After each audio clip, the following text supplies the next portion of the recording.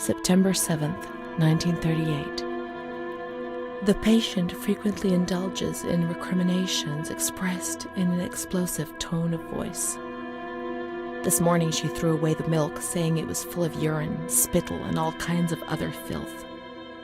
Crazed, she hears voices that order her to do things. She says she heard children singing and that they were locked up in a school.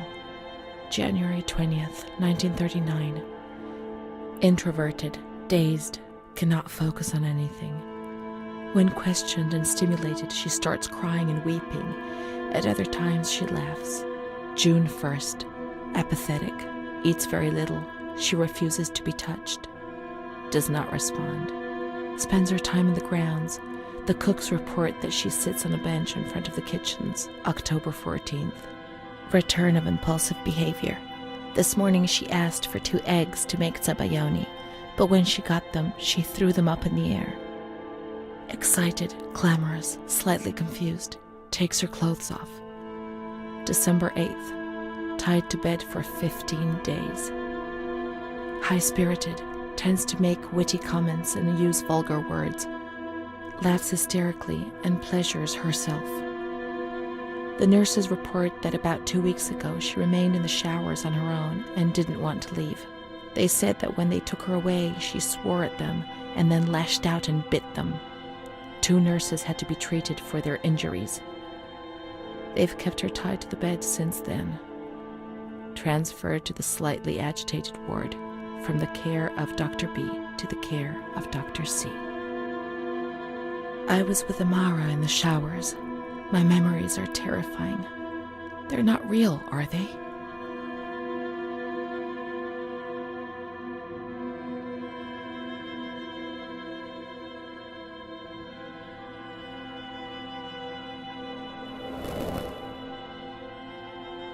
December 15th. Dr. C. Patient notes. The abnormality of her psychic state has induced her to lead a life which is irregular and tends towards delinquency. Of fickle and flighty character, she regularly discards her household duties and engages in occasional prostitution. Prostitution? Me? No, I don't think I could have. Or are my memories deceiving me? What other horrible things could I have done without even realizing? The uncertainty, the fear of my own actions was one of the things that tormented me most. Her mental deficiency makes her deaf to the reprimands of her family. She has shown suicidal tendencies. She was brought to the ward yesterday, agitated and hysterical. Treated with cardiazol, 2 injections a week for 5 weeks. They were only trying to confuse us with the therapy, and my God, they succeeded. It was as if they wanted to instill the madness into us.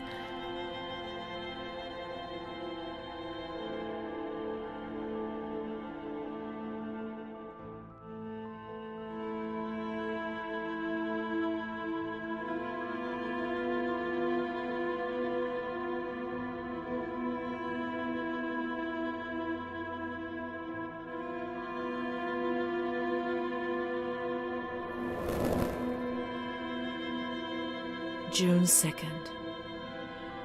After a long period of calm and improvement, the patient is very agitated today and vehemently refuses to submit to a gynecological examination.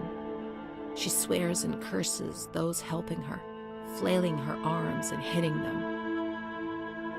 According to reports by Dr. B, the patient has been subjected to periodic checkups since she had a spontaneous abortion about 2 years ago in her 3rd month of pregnancy. Conception occurred after she had sexual intercourse with a stranger who sneaked into the hospital grounds.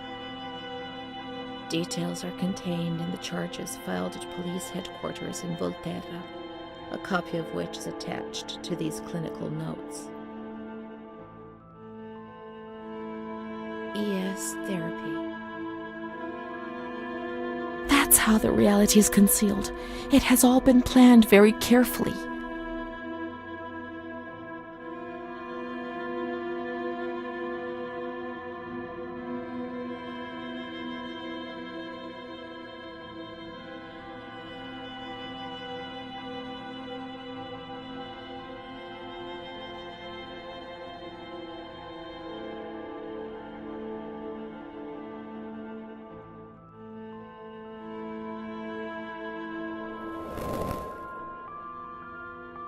June 13th. The nurses report that she descended into a state of great mental confusion after receiving her mother's letter. She threw her soup over another inmate because she was very anxious, and then punched a nurse. Impulsive, flails about her.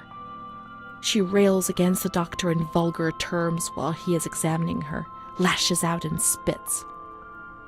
Block all correspondence to give the patient no further reason to become agitated. August 20th, tied to bed.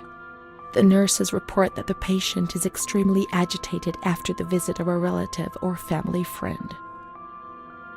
2 days later, she is still shouting all the time that he commands her, that she must obey and harm herself, and that she is not Charlotte.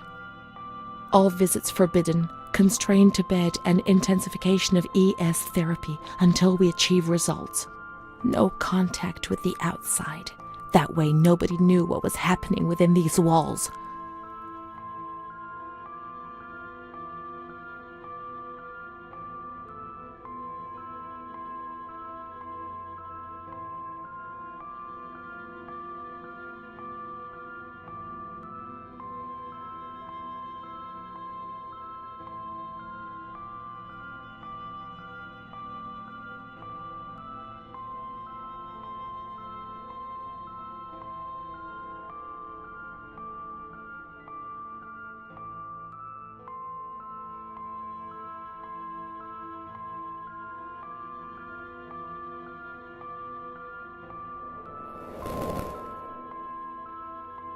March 3rd. Alert, correct attitude, replies when questioned. The nurses report that the patient is calm, she washes and looks after herself. She affirms the existence of a certain Amara. She says that Amara is a patient who disappeared when she was moved to this ward. No confirmation. Probably a regressive hallucination. Evaluate transfer. Did I imagine Amara? That's not possible. She was there. I know she was there. I feel it. She must have left some traces of her presence.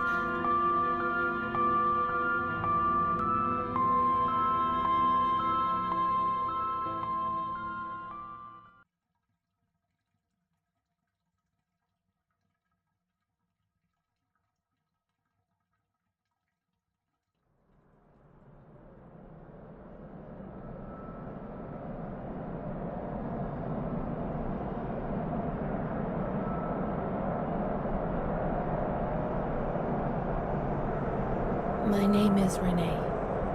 They told me that I have to write this diary, but I don't feel like it. It's not true that I feel better when I write. Actually, it's worse. I was a shy girl and I just wanted to be like the others. But that's not what happened. No. I did things that, when I think about them now, eventually brought me here.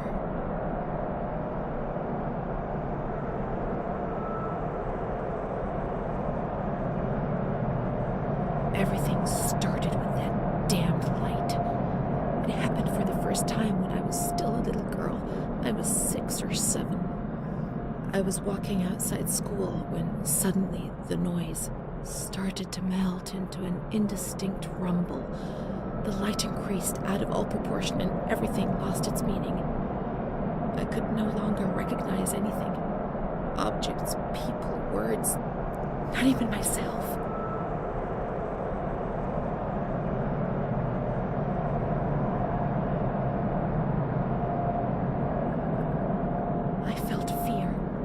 Physical sensation. It prevented me from moving, from swallowing, from breathing. After God knows how long, everything went back to normal, but a new fear replaced the old one. Different but terrible, of the light coming back. And it did come back.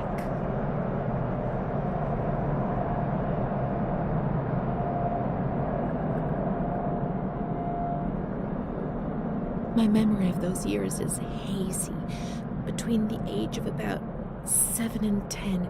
My memories are disconnected, and I couldn't say how many times and how frequently the light used to come. My mother gave me a doll around that time. Charlotte. Thinking back to it makes me want to laugh. But at the beginning, I remember that I was afraid of her. I thought she wanted to harm me, to kill me and take my place.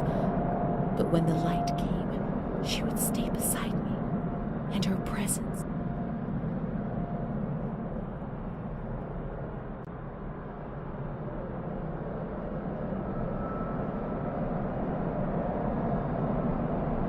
Did not disturb me.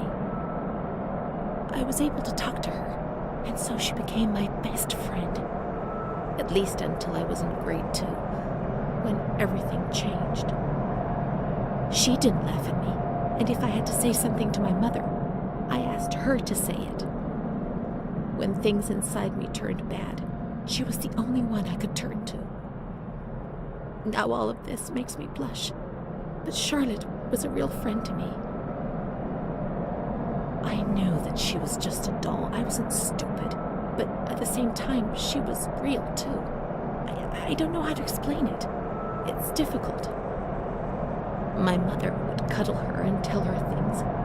I guess she was trying to communicate with me, but back then, I was too afraid to understand it.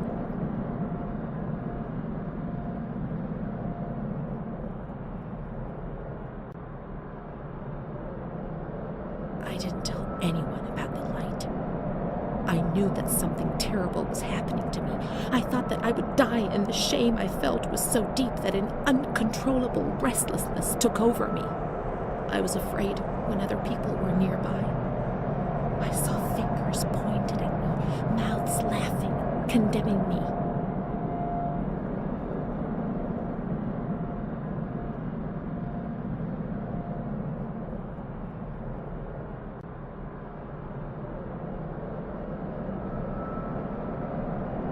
I tried to be alone.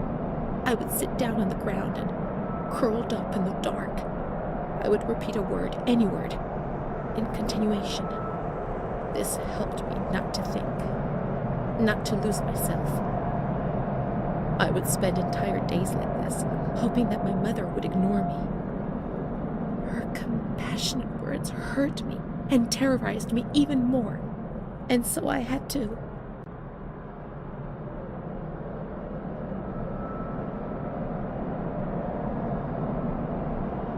Shout and shout and shout those words. After a few days, things got better, and little by little, I came out of my hiding place. But the fear was always there, under the surface, ready to strike me even harder.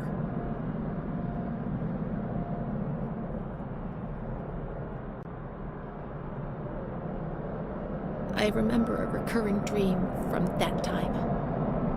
I used to have plenty of nightmares, but this particular one was so real that even today, I ask myself whether it could have possibly been just a dream. I was in bed, enveloped by the warmth of the blanket, in the dark, about to succumb to sleep, when I heard the bedroom door open. I turned to face the wall and did not have the courage to turn around.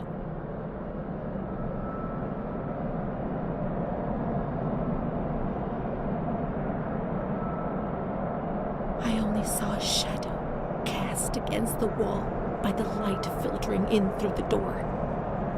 Then I heard the door close again, and I thought that it might have been my mother who, before going to bed, used to peep in to see whether I was sleeping. However, there was no time to breathe a sigh of relief, for footsteps approached the bed, and I heard the sound of breathing close by.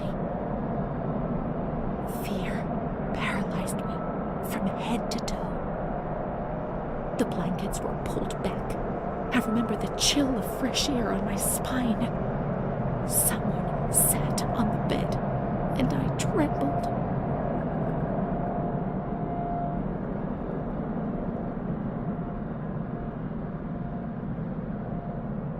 Then the dream finished.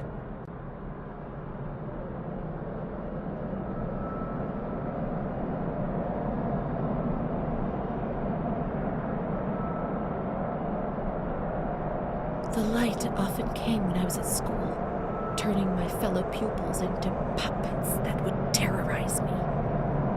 To me, they appeared transformed, with the bloodied heads of animals stuck where their own heads should have been. I would curl up on the floor and would even wet myself. The teacher would try to console me and would smile at me, but her teeth and her eyes would terrify me even more. Things did change. I don't know why, perhaps during the second or third year of school.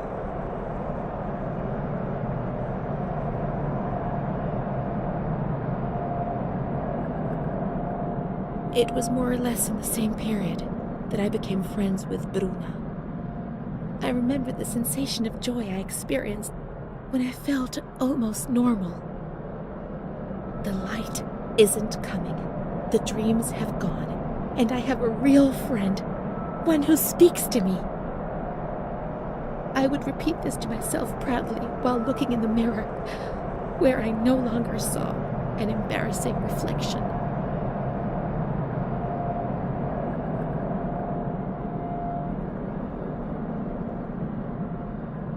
It seemed to me that the world was a difficult place, but it was no longer impossible. Bruna. I did not understand what Bruna saw in me, especially as she was almost 2 years older than me. I would tell her this every now and then, and she would joke about it, saying, "Nothing. I don't see anything in you, which is what I like about you." And then she would hug me.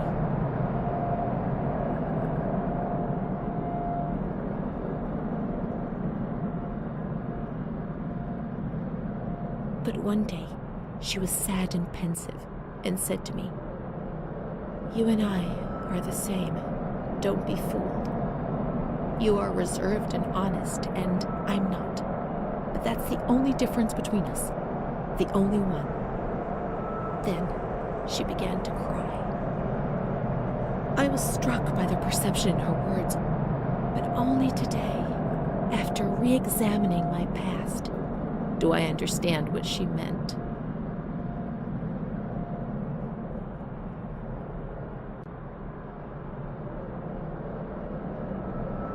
I no longer considered my body as something disgusting and ill. Far from it. I began to look at myself, to caress myself, and smell my own skin. I began to explore and experiment, finding physical pleasure. My ideas were not very clear, and I never spoke to anyone about these things. Bruna, however, spoke about them. She boasted about her love stories and her young men. To my eyes, she was very lucky, always being wooed.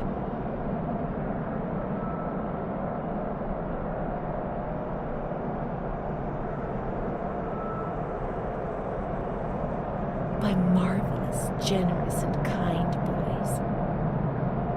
Thus, I fantasized about her adventures, pretending that I was the main protagonist. But how could I ever be like her? Occasionally I recall that she had black and blue marks on her body, but I was so naive that I did not understand. I did not put two and two together.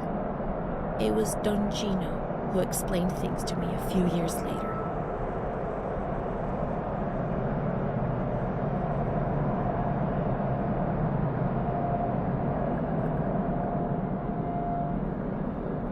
He told me about Bruna's father and brother, but I was already very ill.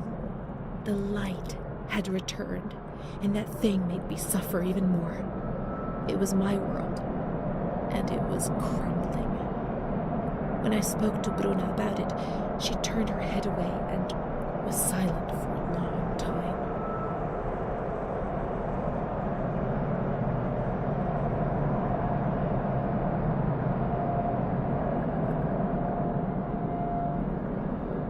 Prince Charming doesn't exist, Renée.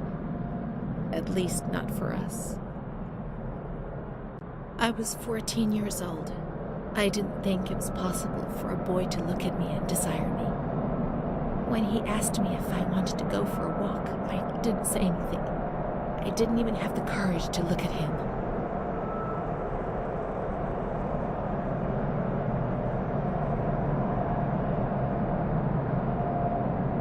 things improved for a number of years. Then, suddenly, everything came crashing down.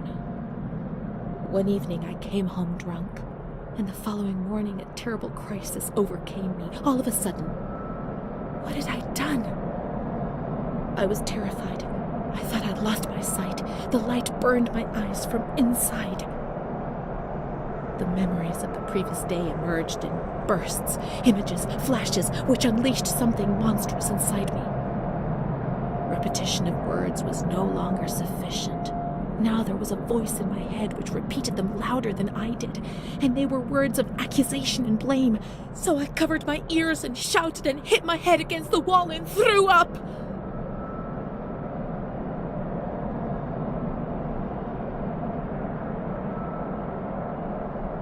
I remember the doctor, the wall filthy with blood and vomit. My mother wasn't looking at me. Bruna was crying but trying to hide it. Charlotte was beside me. I never told anyone what had happened. He came to visit me, but I refused to see him. I became agitated.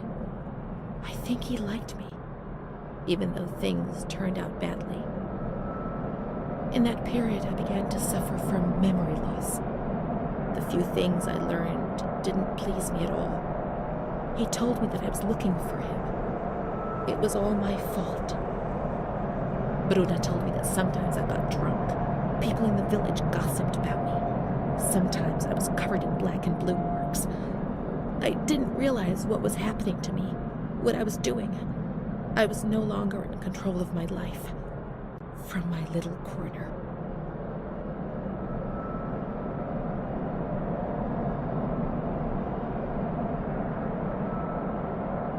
He felt accused, hurt. I chased him away. I insulted him. He was proud, handsome. He said things about me to other people, which he shouldn't have said. Mother caught me coming home drunk. She beat me and sent me to speak to Don Gino every day. He came back and tried to speak to me. I think he liked me. Sometimes I sent him packing and I started shouting at him. But other times I embraced him. I held him tight and loved him.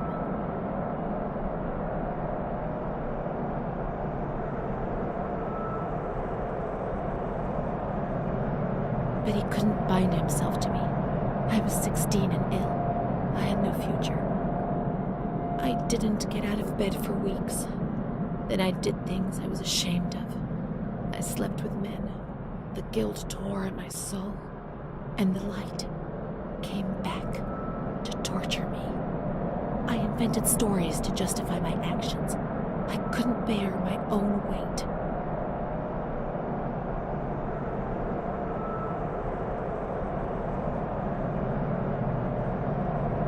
Mom found out about it. Her voice split my head. I pushed her away because I was afraid of dying, and I shouted to the whole world what was happening to me, and that I didn't understand. The police arrived, and they carted me away. I remember the onlookers shaking their heads. They would be better off without me, cleansed of shame, with something to talk about for a while.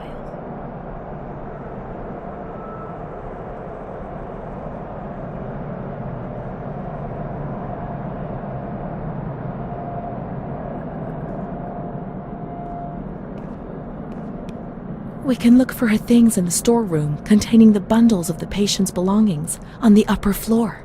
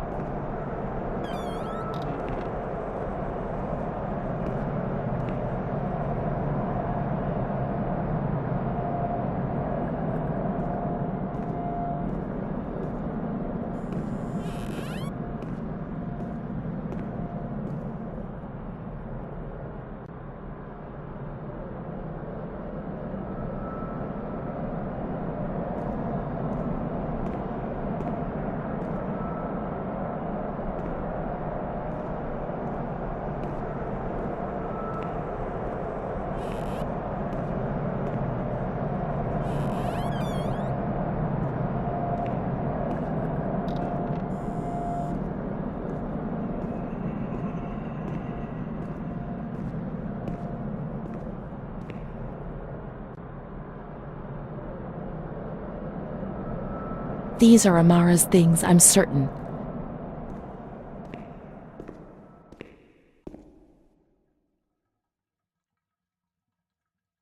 Amara, there she is. She existed. She really did exist. There she is, my friend.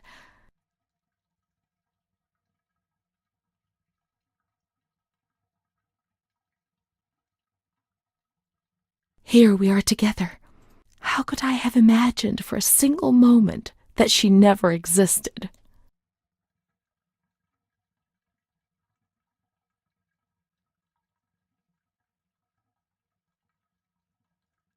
March 12th, 1938. The young girl Renée arrived today. Poor thing, she was terrorized. You see, she remembers the first time we met.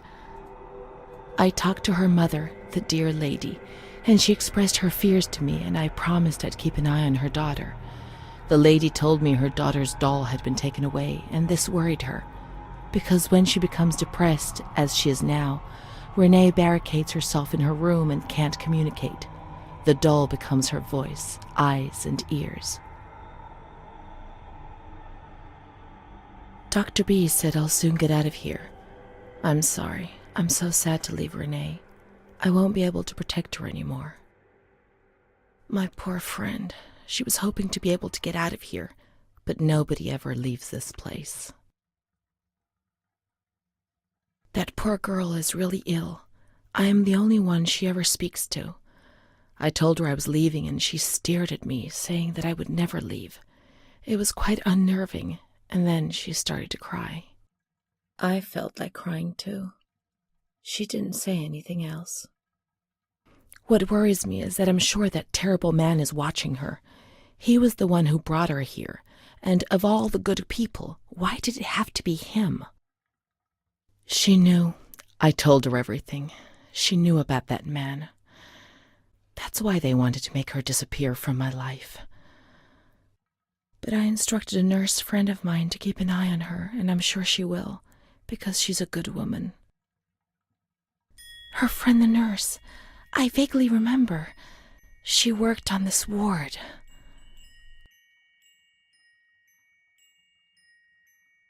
Let's look for signs of the nurse in the nurse's room on the upper floor.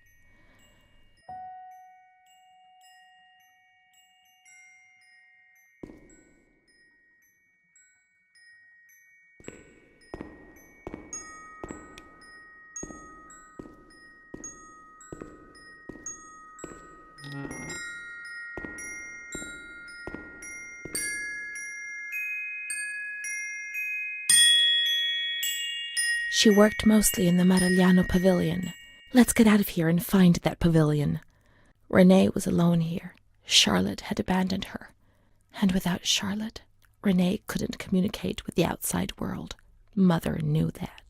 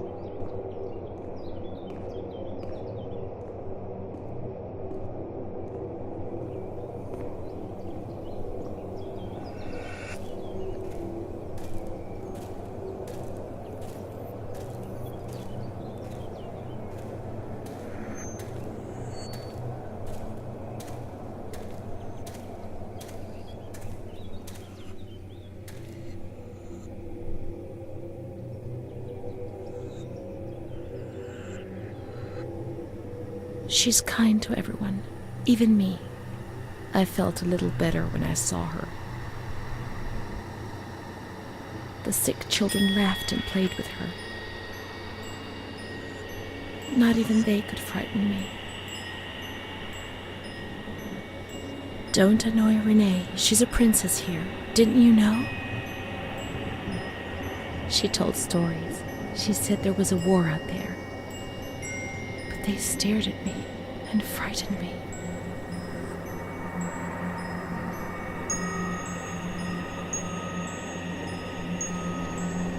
They would come to look for me in the evening, and then no one would have protected me. Not even you, Charlotte. Am I right?